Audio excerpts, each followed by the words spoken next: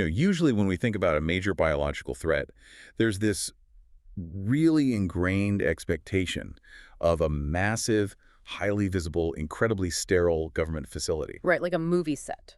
Exactly. Like you imagine the guy in the bulky yellow hazmat suit, right? The triple-sealed airlocks hissing open. And someone pointing at a tiny vial behind 2 inches of bulletproof glass saying, there it is, the most dangerous thing on Earth. Yeah, the Andromeda strain kind of vibe. It's a comforting image in a weird way. Wait, comforting? How's it comforting? Well, because it implies containment. It implies that creating something truly dangerous requires billions of dollars, a mountain of security clearances, and an entire wing of postdoctoral researchers just to, conceptualize the threat, let alone actually manufacture it. I see what you mean. We desperately want to believe that bringing about a global catastrophe has this impossibly high barrier to entry. We want the bad guys to be supervillains with hollowed-out volcano layers. Because that means they are rare and easy to spot. Right. But if you look at the current state of artificial intelligence, specifically where we've landed now in 2026, that sterile lab just vanishes. The threat landscape isn't in a bunker anymore. It's literally sitting on your kitchen table right next to your coffee mug. And that is a really jarring paradigm shift. The stack of research we're unpacking today makes that incredibly clear. Yeah, so our mission today for this deep dive is to look at a really sobering analysis titled AI-Bioterrorism Risks: Emerging Threats, Scenarios, and Prevention Strategies. That's an essential paper. It really is. And we are pairing it with several historical essays that look at how AI regulation compares to the histories of car, rocket, nuclear, and chemical governance. So we want to untangle this whole convergence of AI and biotechnology for you. We want to see how AI is lowering the barriers to bioterrorism.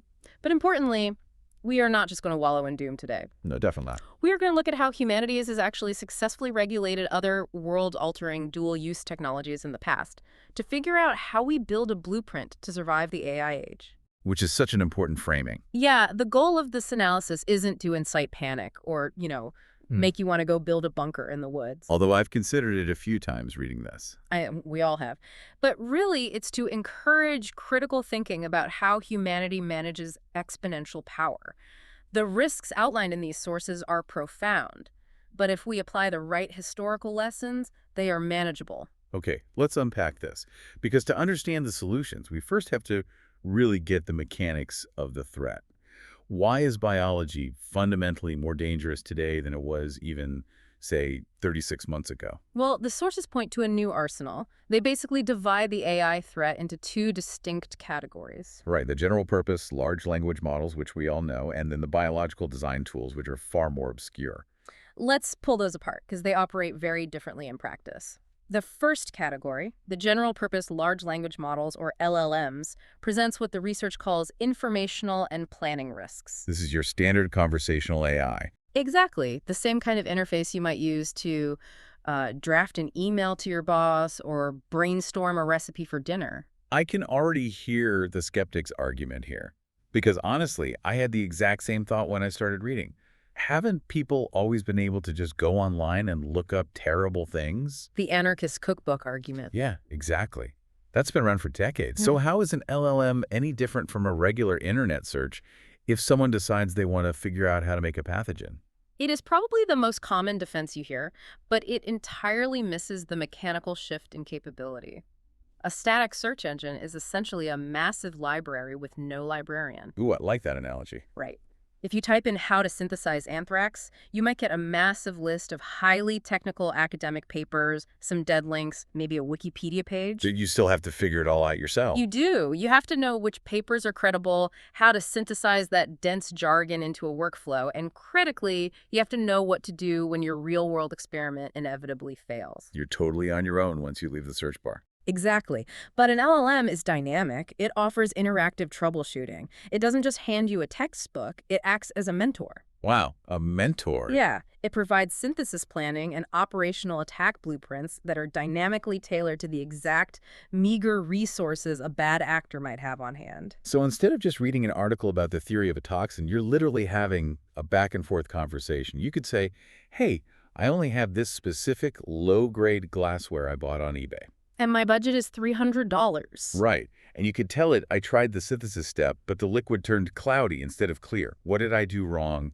And how do I salvage this batch? And the model will answer you. The frontier models operating in 2026 have been benchmarked against human specialists, and they are literally performing at the level of expert virologists. That is insane. They provide highly actionable, iterative advice on acquiring materials, weaponizing them for dispersal, and evading detection for known agents like anthrax, plague, or botulinum toxin. So they bridge that gap between theoretical knowledge and practical physical execution. They do. It's a completely different threat model than a Google search. That is deeply unsettling. Just this idea of a tireless, infinitely patient, evil tutor in your pocket. But remember, that's just the LLMs. That's just making it easier to build things we already know about. Right. Which brings us to the second category, the biological design tools, or BDTs. This seems like a completely different beast altogether. The sources spend a lot of time on a tool called EVO2. Yeah, EVO2 is fascinating. This crosses the line from informational risk into what they call design and novelty risk. BDTs are highly specialized systems. So they aren't trained on internet texts and Reddit threads like the LLMs? No, they are trained on the fundamental language of biology itself. They ingest vast data sets of proteins, genomes, and evolutionary sequence predictions. They essentially learn the grammar of life. So if an LLM is a tutor teaching you history, a BDT is a creative engine writing a brand new language. That's a great way to look at it. Tools like EVO2 don't just instruct you on how to replicate an existing virus. You can prompt them to generate entirely novel genetic sequences. Wait, entirely novel, like stuff that doesn't exist? Exactly. You can set parameters. You can ask the BDT to design a sequence for a pathogen with enhanced transmissibility, or one that specifically evades human immune responses. Meaning it creates designer pathogens, things nature hasn't even evolved yet. Yes. And from a biosecurity standpoint, the novelty is the most dangerous part. Because we don't know what to look for. Precisely. Traditional biosecurity infrastructure is almost entirely list-based. Governments and commercial labs maintain databases of known bad bugs. Like a no-fly list for viruses. Right. So if you try to order the DNA sequence for Ebola, alarms go off because that sequence is on the list. But BDTs can intentionally optimize their novel sequences to slip right through that screening software. Because the new sequence doesn't match anything we've ever seen before. Right. It evades the list entirely. It's like a burglar inventing a completely new shape of a lockpick. And the security system doesn't even flag it because its programming only tells it to look for crowbars. It just registers as a random piece of metal. A lockpick that the security system willingly prints out and mails to the burglar. Yeah. Oh, man.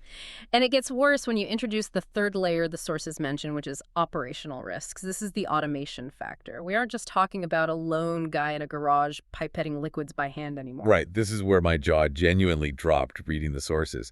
They cite a report of a GPT-5 system operating 36,000 experiments. 36,000. How is that even possible? Well, to understand the weight of that, you have to look at how biological science traditionally functions.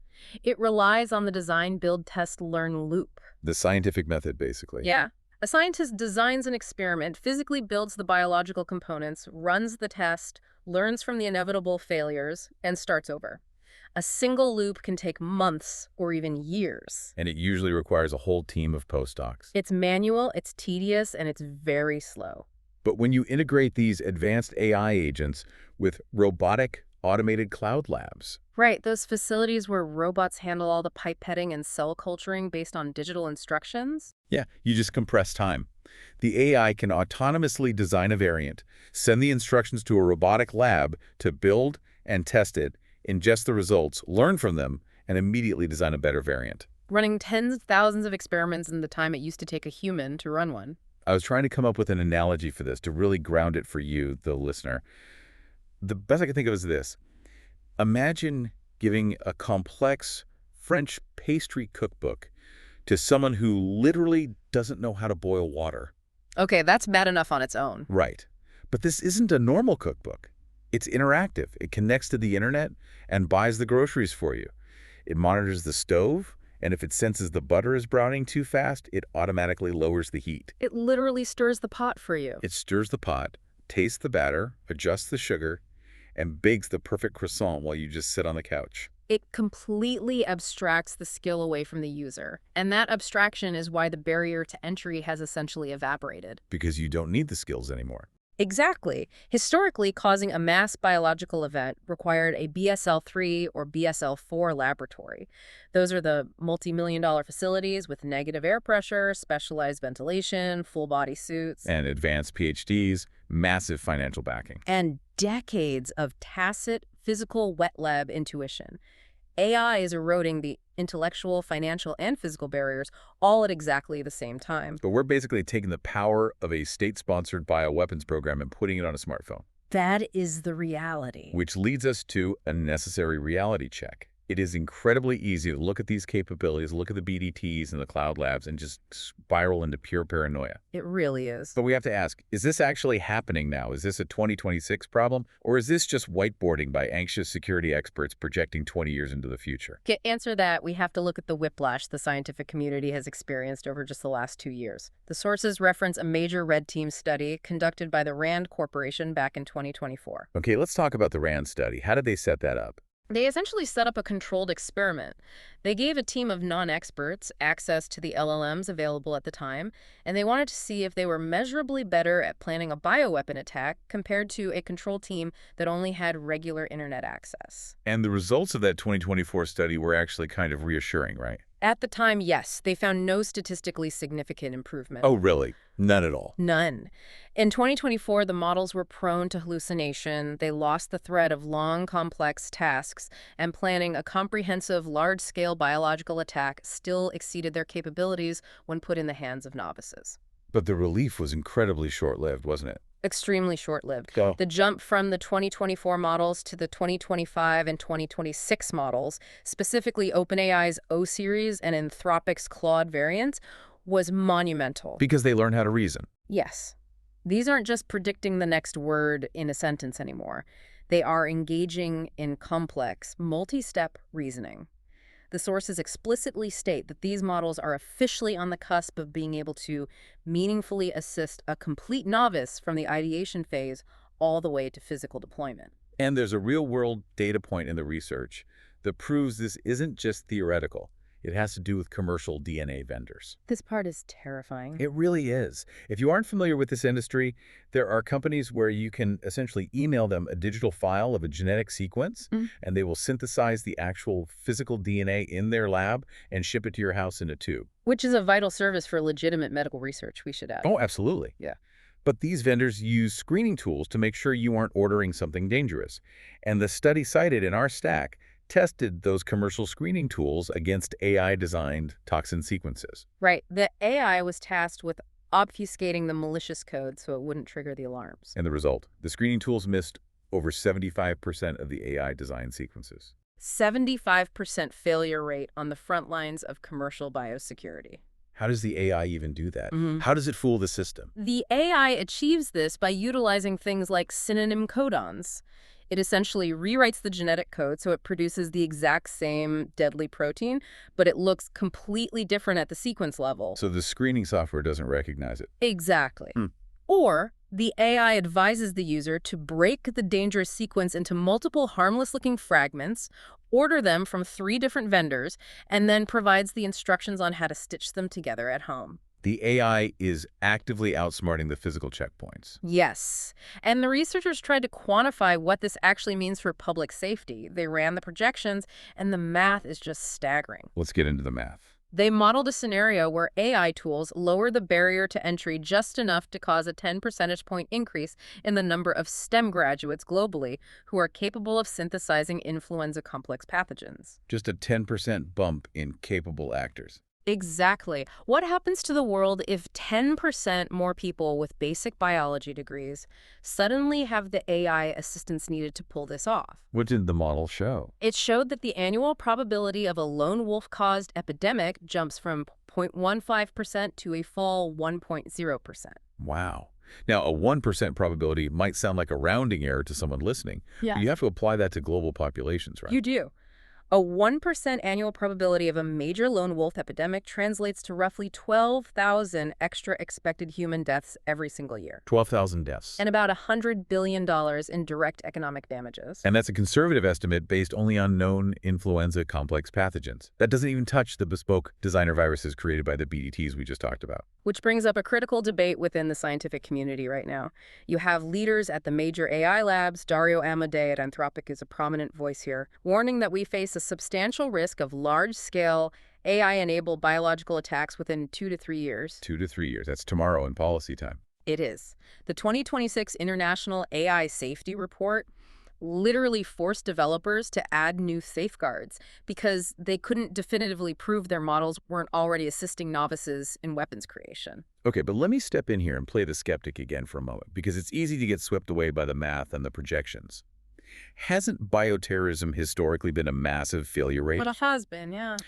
There have only been a handful of incidents over the last few decades, and most of them, like the Aum Shinrikyo cult trying to release anthrax, were total duds. They failed. Why would this suddenly skyrocket just because a computer can write a better recipe? Doesn't the physical real world still pose a massive barrier? It's a completely valid point, and it's the exact counter-argument championed by experts like Kevin Esvelt. Yeah. He emphasizes the friction of the physical world. The friction of the wet lab. Right. An AI can give you a flawless blueprint, but you still need physical lab space. You still need regulated chemical reagents that are hard to acquire. And most importantly, AI excels at the digital ideation phase, but it cannot currently replace the manual dexterity required in a wet lab. Like the actual pipetting. Exactly. Moving tiny amounts of clear liquid from one tube to another without contaminating the sample or accidentally infecting yourself requires years of muscle memory. So no matter how smart the AI is, if you have clumsy hands, you're just going to give yourself the plague in your garage before you ever hurt anyone else. That's the argument, yes. So the physical world is our safety net. It is a safety net, but it is fraying incredibly fast. The consensus resolution to this debate in the sources is that while AI cannot yet fully replace wet lab expertise, the technology is advancing significantly faster than our governance of physical materials. And we are seeing a massive proliferation of open-weight AI models. Yes, we have to talk about open weight models. Can you explain open weight for a second, just so we're all on the same page? Absolutely. An open weight model is one where the core architecture and parameters are freely available to download.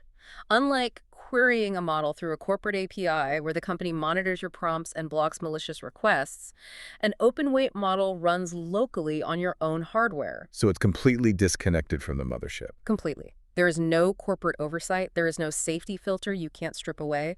Add to that the constant stream of jailbreaks for commercial models, and the window for us to proactively blame mitigations is violently shrinking. Because the AI is out in the wild. Right. Most projections agree we have a 3 to 5 year window before extreme automation and AI obfuscation render the physical barriers completely moot. 3 to 5 years.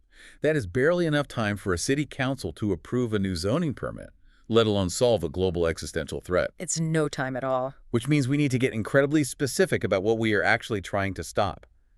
We have to visualize the anatomy of an outbreak. If we know exactly how an attack unfolds, step by step, we can identify the choke points where we can intervene. That's the goal. And the classic bioweaponization pipeline hasn't actually changed. AI just acts as an accelerant at every stage. What are those stages again? The pipeline is ideation, design, build, test, and deploy. The sources map out 3 incredibly plausible scenarios of how an actor leverages AI through this pipeline today. Okay, let's walk through them, starting with what they call the low-skill novice pathway. Paint the picture of how this actually happens in the real world. Imagine a highly motivated individual, perhaps radicalized online, with 0 formal biology training. Under normal circumstances, they wouldn't even know where to begin. They'd just be stuck. But they download a jailbroken, uncensored LLM. They ask it for a relatively accessible known pathogen, like a modified version of ricin or a bacterial toxin. So they bypass the ideation phase instantly. Exactly. The LLM doesn't just hand them a Wikipedia article. It provides a step-by-step interactive protocol. It tells them exactly which unregulated precursor chemicals to buy from which agricultural supply stores to avoid suspicion. It walks them through setting up a rudimentary garage lab using secondhand mail-order equipment. And for the design phase, they use the AI to generate a sequence for the toxin that is specifically coded to evade the DNA vendor's screening, utilizing those synonym codons we discussed earlier. Right. They order the DNA to a PO box. They assemble it, guided step by step by the AI, which troubleshoots every cloudy, liquid, and failed centrifuge spin. And then comes deployment. Finally, they deploy it. The AI suggests a low-tech but highly effective method, perhaps contaminating a local municipal water supply or using a basic commercial aerosolizer in a crowded subway. And because the AI helped them alter the biological signatures. Local public health authorities are completely baffled. The symptoms don't match the standard textbooks. Detection lags, containment fails, and a local tragedy unfolds. That is the brute force novice approach. But scenario 2 is what truly pushes us into sci-fi horror territory. They call it the novel pathogen pathway. This isn't a radicalized novice anymore. This requires more resources. Right, so what does this actor do? This scenario involves an actor utilizing those biological design tools, the BDTs. They aren't settling for a known toxin. They want a pandemic. So they use the BDT to design a chimeric virus, a hybrid. Let's say they take the extreme lethality of the H5N1 avian flu and use the AI to design specific structural mutations that make it highly transmissible through the air between mammals. While simultaneously predicting how to fold the proteins so it completely evades the human immune system. A chimeric virus. It's basically Frankenstein's monster at a microscopic level. And to build it, they don't even need their own physical lab space, do they? No, they don't. They hack into or legitimately rent time on an automated cloud lab. They upload the AI's digital blueprints and robotic arms thousands of miles away, synthesize the virus, culture it, test its binding affinity to human respiratory cells, and send the data back. The AI iterates on the data, refining the virus until it's perfect. And then comes the deployment. They retrieve the sample and release it at a major international transit hub, Heathrow, JFK, Dubai. And because the virus is entirely novel, a literal alien to human biology, it doesn't trigger any early warning biosurveillance systems. Exactly. It causes a slow-burning, asymptomatic spread initially. People carry it across the globe before the first hospitalization even occurs. The delay in attribution is the killer here. By the time the CDC or the WHO figures out what this virus even is, let alone where it came from, the economic and social disruption is already catastrophic. And that leads directly into scenario 3, which is the hybrid scenario. This is where the biological attack is coordinated with cyber and psychological warfare. This is the one that really got under my skin because it leverages AI in multiple domains simultaneously. The sources discuss an actor releasing a pathogen but massing it with an avalanche of AI-generated misinformation. It's a devastating tactic. Imagine the bad actor uses generative AI to create hyper-realistic deepfakes of a horrifying Ebola-style outbreak happening in a major metropolitan area. They generate thousands of fake social media accounts to flood the internet with synthesized video footage of people collapsing in the streets, deep-faked press conferences of city officials declaring martial law, and fabricated news chyrons. The public reaction would be instantaneous hysteria. Global markets would crash in minutes, people would stampede grocery stores, and the worried well would completely paralyze the hospital systems just out of sheer panic. Exactly. And while the entire world, including the intelligence apparatus and public health infrastructure, is desperately trying to respond to this simulated deepfake crisis in City A. The actor uses the absolute chaos as cover to release a real, perhaps slower-moving pathogen in City B. The response network is completely crippled by the AI-generated fog of war. It's a synchronized attack on biology and reality itself. And looking at these scenarios, it's critical to understand this isn't just a threat from rogue lone wolves. The research makes it clear that state actors might integrate these AI tools into covert bioweapons programs to achieve faster iteration or to ensure complete plausible deniability. That's a very important point. And just to be clear, because the sources are very neutral on this, it's important to note that this isn't a vulnerability unique to any specific country or political ideology. It's a structural reality of how the technology works for any geopolitical player. Right. The temptation for a nation-state to use an AI to design a bioweapon that looks entirely like a natural zoonotic spillover is a universal risk. We are not pointing fingers at one specific government here. That is a crucial framing. The technology itself is agnostic. It doesn't care about borders or flags. Early detection of any of these scenarios, whether launched by a teenager or a superpower, is nearly impossible with our current infrastructure. And the cascading effect of a single successful event would completely erode global norms. So we've mapped out the nightmare. We see the capabilities, the shrinking timeline, the devastating scenarios. This naturally begs a very loud, very obvious question, which brings us to the core of the governance gap. The gap between the tech and the law. Right. If the experts see this coming, if the scenarios are this uniquely terrifying, why on earth haven't lawmakers just slammed the brakes? Why isn't there a global, ironclad ban on these specific AI capabilities? The answer lies in the fundamental structural mismatch between how technology evolves and how bureaucracy operates. The sources describe AI advancement as Moore's law on steroids. Meaning what exactly? Well, historically, computer processing power doubled every 2 years. Today, the capabilities of frontier AI models are doubling every 6 to 12 months. 12 months to entirely upend the technological paradigm. Now contrast that velocity with the machinery of a democratic institution. Democratic institutions are intentionally designed to be slow. They are built for deliberation, debate, and consensus. And critically, the people writing the laws are generalists. That makes sense. They aren't experts in everything. Exactly. Think about the reality of a typical congressional aide in Washington or a policy officer in Brussels. On Monday, they are drafting agricultural subsidies. On Wednesday, they're dealing with maritime tax reform. And on Friday afternoon. On Friday afternoon, they are suddenly handed a dossier and asked to figure out how to regulate generative synthetic biology and open-weight neural networks. They simply don't have the deep technical expertise. They don't have PhDs in machine learning or virology. So by the time a regulatory bill is drafted, sent through committees, debated, amended, and finally passed into law, The specific AI technology it was designed to regulate is already 3 generations obsolete. it's just a constant game of catch-up. Exactly. And this sluggishness leads to a wildly fragmented global landscape. If you look at the real-world policies as of 2025 and 2026, it's a disjointed patchwork. Let's talk about some of those policies. Sure. You have the U.S. approach, like the Trump administration's Light Touch AI Action Plan, which heavily prioritizes rapid innovation and deregulation to maintain a competitive edge. Okay.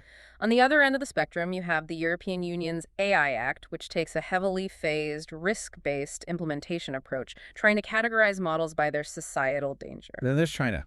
Right. China's regulatory framework is intensely focused on state control over training data and output alignment. And again, just to be crystal clear for you listening, the research isn't necessarily taking a political stance on which of these approaches is morally superior or inferior. The factual issue the sources are pointing out is that the friction between these wildly different national policies creates massive regulatory blind spots. That's the crux of it. AI is a borderless technology. If the EU passes incredibly strict testing requirements for BDTs, a bad actor will simply rent server space in a jurisdiction with a light touch approach. It's regulatory arbitrage. Exactly. This fragmentation introduces what the sources call knowledge asymmetry. Regulators are generally very good at establishing broad societal principles, like AI should not be used to build weapons, but they are structurally incapable of evaluating the technical specifics. Right, because if an AI CEO sits in front of a congressional committee and says, don't worry, we implemented robust refusal training so our model will never output a recipe for anthrax, the lawmakers kind of just have to take them at their word. They do. The government doesn't have the technical capacity to crack open the model and test if that refusal training actually holds up against a clever prompt injection attack from a dedicated hacker. And that forces governments into a completely reactive posture. They are waiting for a failure to occur so they can legislate against it. Which is an insane strategy for this specific threat.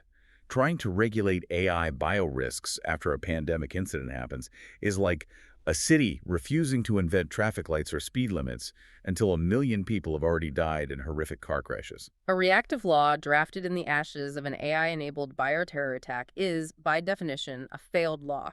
It's too late. So we find ourselves in a terrifying bottleneck. Traditional legislation is too slow. Reactive laws are too late. But humanity has faced world-altering, highly dangerous technologies before. Have we ever successfully regulated something this transformative without completely suffocating the innovation? We actually have. This is where the sources get really fascinating, looking backward to find a blueprint.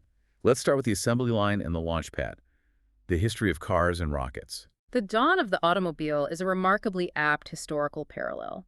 In the early 20th century, cars absolutely revolutionized human mobility and the global economy. But they were also incredibly dangerous. They brought unprecedented visceral carnage to everyday life. We are talking about tens of thousands of deaths annually. Cars were heavy, fast, lacked any safety features, and shared roads with pedestrians and horses. It was a bloodbath. Hmm. But the government didn't just panic and ban the automobile. They didn't say, this is too dangerous, everyone back on the trains. No. But importantly, their initial attempts at regulation were incredibly piecemeal and largely ineffective. What eventually turned the tide was a shift to a collaborative model. Collaborative how? Regulatory bodies, like what eventually became the National Highway Traffic Safety Administration in the U.S., realized they had to work directly with the industry. They sat down with Ford, GM, and Chrysler. Because the government bureaucrats didn't know how to build a better brake pad. Precisely. The government didn't invent the three-point seatbelt. The government didn't invent the airbag or the crumple zone. The industry provided the technical know-how. They were the ones doing the R&D? Yeah, they conducted the safety research, they developed the crash test dummies, they understood the engineering physics.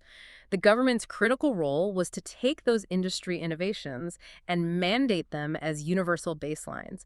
They provided the legal teeth. And it worked. It did.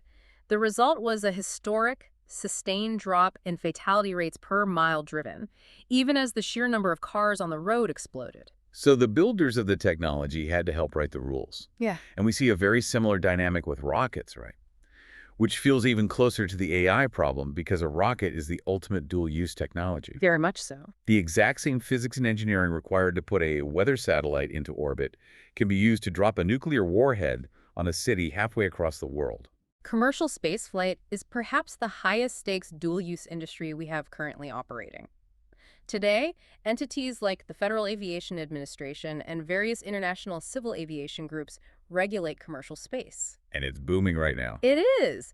You have private companies like SpaceX or Blue Origin pushing the absolute frontier of innovation, inventing reusable rockets, driving down the cost of orbit, but they operate within a highly structured framework. They can't just launch whenever they want. Right.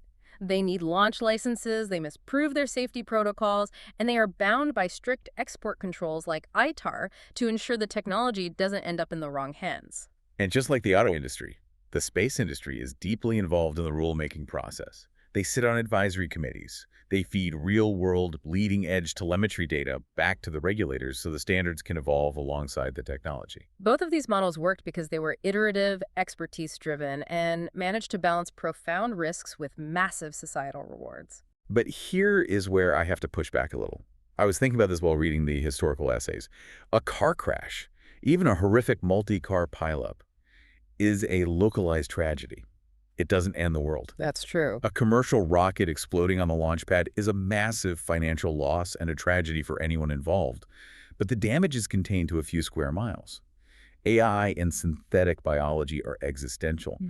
A rogue pathogen doesn't stay in the intersection where the crash happened, right? It travels the globe. Right. So to find a true parallel for existential dual-use containment, we really have to look at the nuclear precedent. You're absolutely right to draw that distinction. The nuclear analogy is arguably the most compelling and frequently cited historical precedent we have for the AI-biotech convergence. Because the stakes are the same. The parallels are striking. Like AI, nuclear technology emerged rapidly with deep military origins. It promised utopian civilian benefits, like unlimited clean energy and revolutionary medical isotopes, while simultaneously carrying the potential for absolute global annihilation. The sources map out how the world managed to step back from that brink. It really kicked off with President Eisenhower in 1953, with his famous Atoms for Peace speech at the UN. That speech was a watershed moment. It catalyzed a paradigm shift from pure secrecy to managed sharing.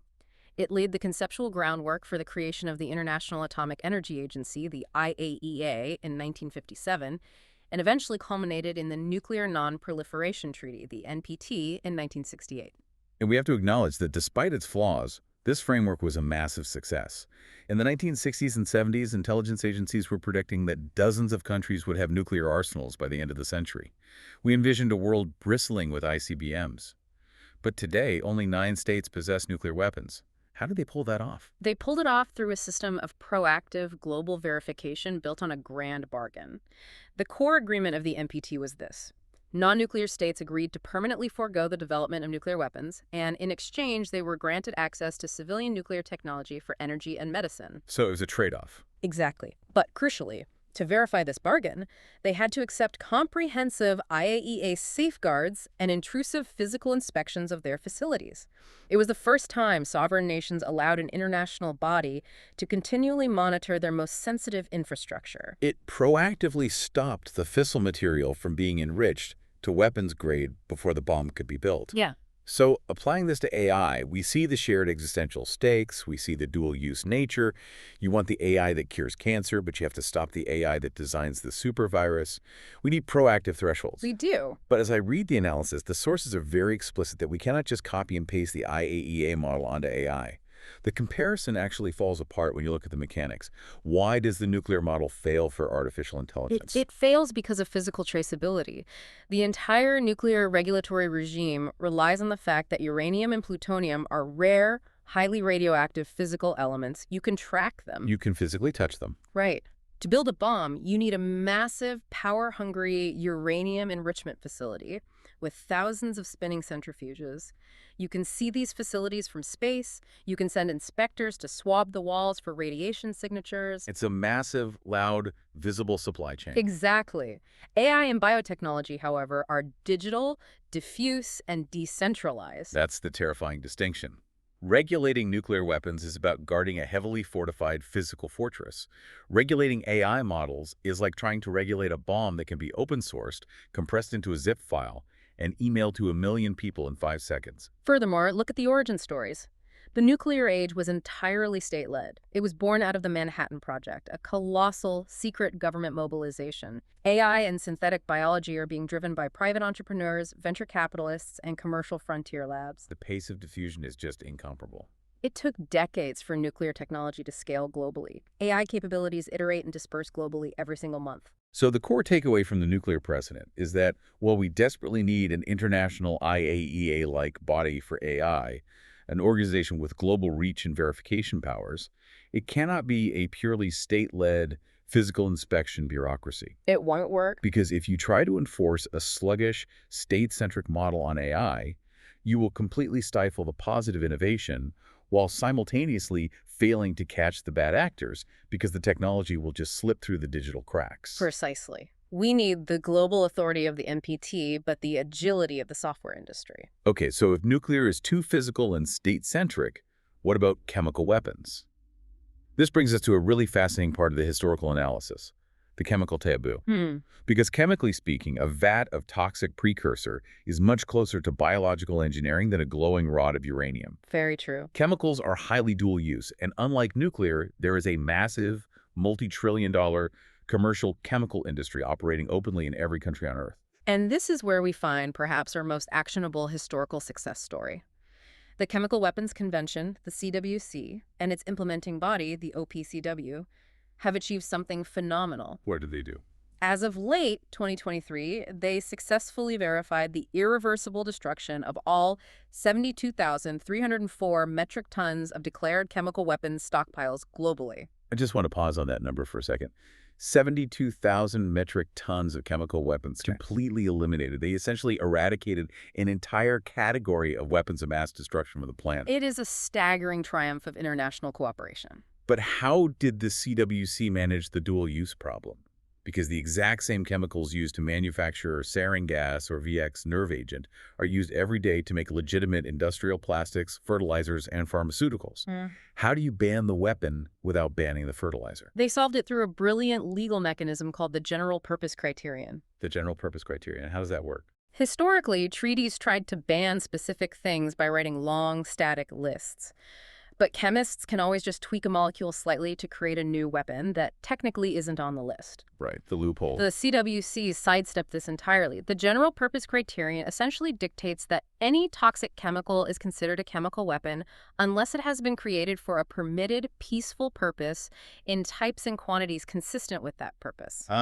So it regulates the intent and the function, Rather than just checking items off a static list, it anticipates novel agents. Exactly. It future-proofs the treaty. And that is precisely the regulatory mindset we must adopt for AI-generated genetic sequences. We cannot rely on static lists of known pathogens because BDTs will just invent around them. We need functional assessment, evaluating what a sequence does, not just what it looks like. Exactly. And the OPCW isn't just resting on its laurels. The sources highlight a report from March 2026 by their Scientific Advisory Board specifically analyzing how AI is reshaping the field of chemistry. They are actively adapting to the algorithmic era. So they're staying ahead of the curve. The CWC succeeded because it didn't treat the commercial industry as an enemy, it integrated them. The global chemical industry is part of the security apparatus. They submit detailed annual declarations of their production, they accept routine inspections of their plants, and they are subject to surprise challenge inspections. They bought into the system. Okay, but I have to play devil's advocate again, because I see a flaw in applying the chemical analogy to AI. We are still talking about physical reality. A chemical plant requires massive stainless steel vats, piping, raw precursor materials delivered by the trainload. That's true. You can physically inspect a chemical plant. But AI-enabled biotech can happen in a garage with a laptop and a mail-order DNA sequencer the size of a microwave. Can the OPCW inspection model actually work for invisible digital code? It can, but only if we fundamentally translate the concept of physical inspections into digital checkpoints. The sources point to a very specific actionable mechanism for this, mandating KYC and KYO protocols across the entire DNA synthesis industry. Let's unpack those acronyms, KYC and KYO. What does that actually look like in practice? Know your customer and know your order. It means applying strict CWC-style tracking to digital blueprints. If you log online and try to order a synthesized DNA sequence, the vendor is legally mandated to use advanced AI-augmented screening. So first, KYC. Right. They must cryptographically verify exactly who you are, ensuring you are affiliated with a legitimate, registered research institution. So no more shipping DNA to anonymous PO boxes. Right. And second, KYO. They must functionally evaluate the sequence you ordered, not just checking it against a list, but using defensive AI to predict how those proteins will fold and function. Is this sequence likely to produce a toxin? If so, the order is flagged and rejected. It is moving the regulatory inspection from the physical vat to the digital transaction. That makes a lot of sense. You choke the supply chain at the point where the digital code is translated into physical biology.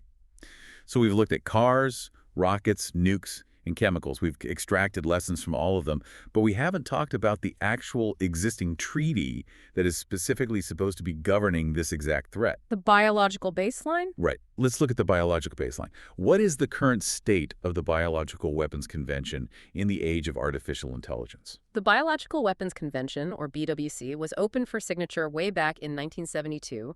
We are approaching its 50th anniversary in 2025.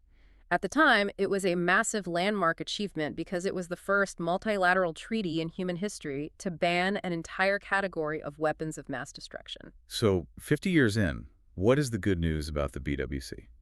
The profound good news is that it successfully established a nearly universal, incredibly powerful global taboo against biological weapons. With almost 190 state parties, it effectively stigmatized the very concept of weaponizing disease. That's huge. It is. Even rogue states hesitate to openly brag about bioweapons programs the way they might brag about ballistic missiles. The normative power of the BWC is its greatest asset. But the taboo isn't enough anymore. What is the bad news? The bad news is a structural fatal flaw. The BWC has absolutely zero verification mechanism, none. Wait, I really want you to grasp this. None at all. How does compliance even work? It relies entirely on what are called confidence-building measures, which is diplomatic phrasing for voluntary self-reporting. Voluntary? Yes. Countries fill out forms saying, hey, here's what we did in our biolabs this year. If a nation suspects another nation of cheating, there is no inspectorate to call. They have to lodge a politically fraught complaint directly to the UN Security Council, which is subject to vetoes and geopolitical gridlock. So it is quite literally an honor system for weapons of mass destruction. Think about the intense, invasive security apparatus you go through just to get on a commercial flight. You take off your shoes, you get scanned, your luggage is swabbed. Now realize that the international treaty protecting the globe from engineered apocalyptic pandemics operates entirely on the honor system. It is a terrifying vulnerability, and geopolitical fiction has completely stalled any meaningful adaptation. There is a 10th review conference for the BWC coming up in 2027, and a working group has been meeting since 2023, trying to figure out how to address AI and synthetic biology. But they are moving at the glacial speed of international diplomacy, while AI is moving at the speed of Moore's law. By the time they draft a proposal in 2027, we might already have BDTs capable of designing a pandemic on a smartphone. Exactly. A BWC-style treaty alone will simply atrophy under the sheer velocity of AI. And honestly, traditional physical inspections are nearly impossible for biology anyway. You can count nuclear missiles in a silo. You cannot easily count living, self-replicating organisms or track digital sequences hidden on a hard drive. So the BWC is a vital normative foundation. But structurally, it is fundamentally incapable of handling the AI biotech convergence on its own. It needs to be replaced or massively augmented. Which brings us finally to the solution. We have stared into the abyss of these AI capabilities. We have dissected the strengths of how we regulated the auto industry, the space race, the nuclear age, and the chemical industry. We have seen the gaping, terrifying flaws in our current biological treaties.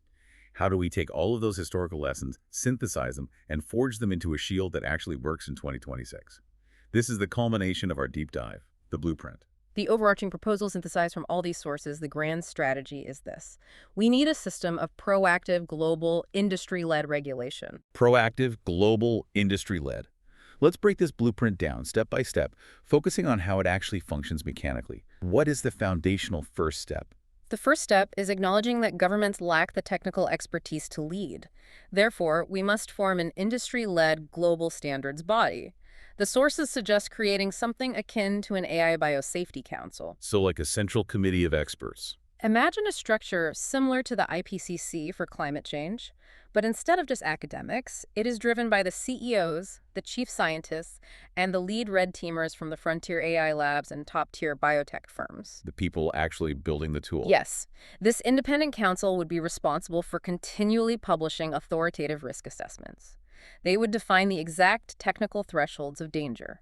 For example, determining exactly when an LLM crosses the line from being a helpful tutor to a dangerous weaponization asset. Okay, so the industry experts define the danger.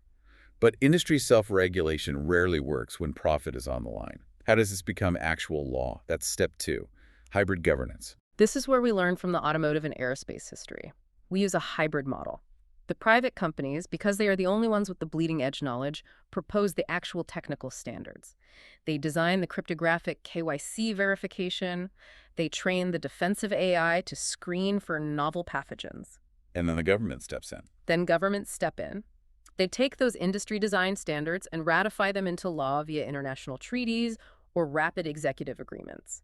But crucially, these legal agreements must be built with mandatory sunset clauses. Explain how a sunset clause works in this context. Why is it vital? A sunset clause means the law has a built-in expiration date. It dictates that this specific regulation is only valid for, say, 18 months.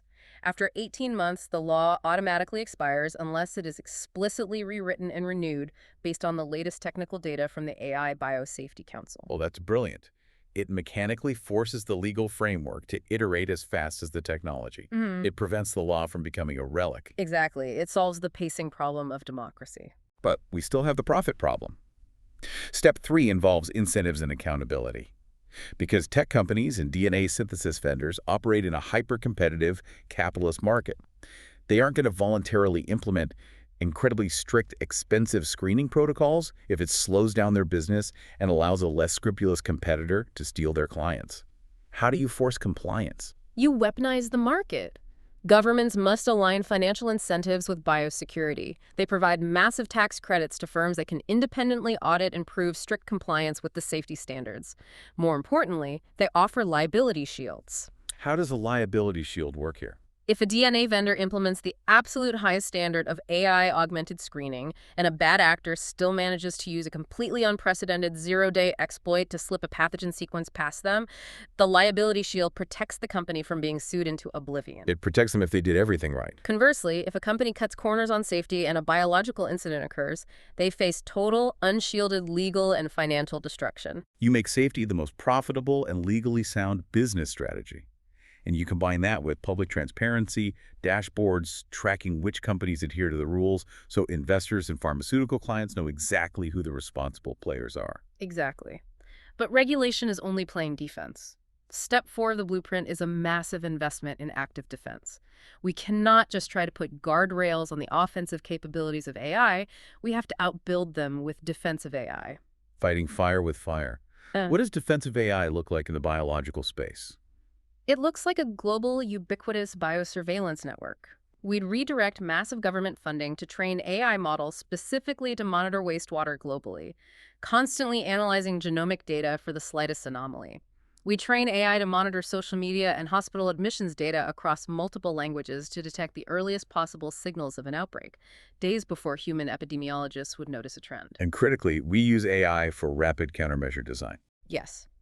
If a novel pathogen is released, a defensive BDT should be able to instantly sequence it, predict its protein structure, and design an mRNA vaccine or a targeted therapeutic in a matter of days, rather than the years it took historically. We build an immune system for the planet. That is an incredible vision. When I synthesize all these steps, the industry-led council, the hybrid laws with sunset clauses, the market incentives, the defensive surveillance, it looks like we are essentially trying to take the extreme agility, the rapid iteration, and the technical brilliance of Silicon Valley and surgically graft it onto the legal teeth and global reach of the United Nations. That is a phenomenal way to summarize it. It's the only structural solution that matches the contours of the threat. But there is one final, absolutely critical piece to this global puzzle that the sources highlight: the inclusion of the Global South. Why is the developing world such a specific focus in this regulatory framework? Because of the borderless nature of the technology, if we build this incredibly robust fortress of regulation, mandating KYC, screening DNA, auditing cloud labs, but we only enforce it in the United States, the European Union, and a few allied nations, the framework will collapse instantly. We will create regulation shopping. Exactly. Bad actors, whether they are terrorist organizations or rogue states, will simply relocate their computing power, establish their automated cloud labs, or poach talent in unregulated zones in the global south. It's the data haven problem. If one country leaves their backdoor open, the entire global network is compromised. It's worse than data, because a pathogen doesn't respect borders. An outbreak in an unregulated facility in a developing nation will be in New York and London within 24 hours. Furthermore, it is a profound issue of global equity. The exact same AI and biotechnology that poses these risks holds the key to revolutionizing agriculture, curing endemic diseases, and building resilient economies. The Global South must be included not just as subjects of regulation, but as equal partners with full access to the beneficial tools and the defensive infrastructure. If we don't build regulatory and technical capacity globally, the entire shield is useless. It really hammers home the reality that we are in a uniquely shared predicament. We have covered an immense amount of ground today. Let's take a moment to look back at the journey of this deep dive.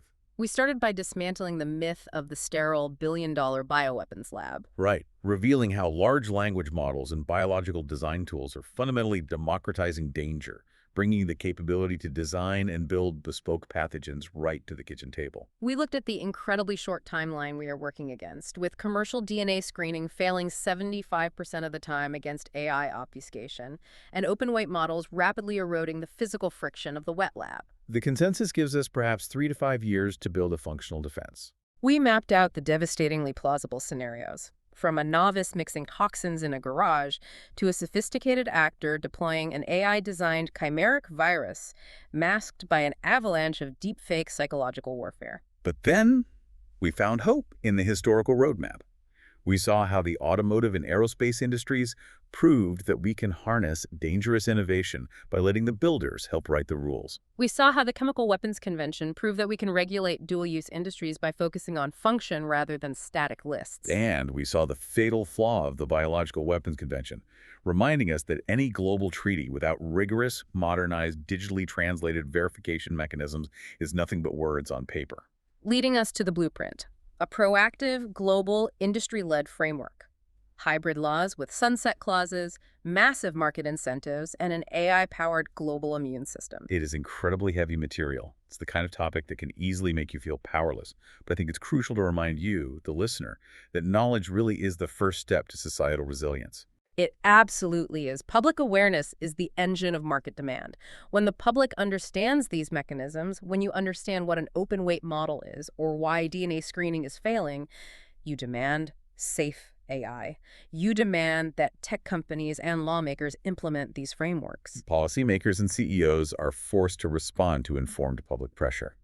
Simply being informed about the mechanics of this threat is, in itself, a protective measure for society. That's right. I want to end on a thought that has been lingering in the back of my mind as we've been analyzing these sources.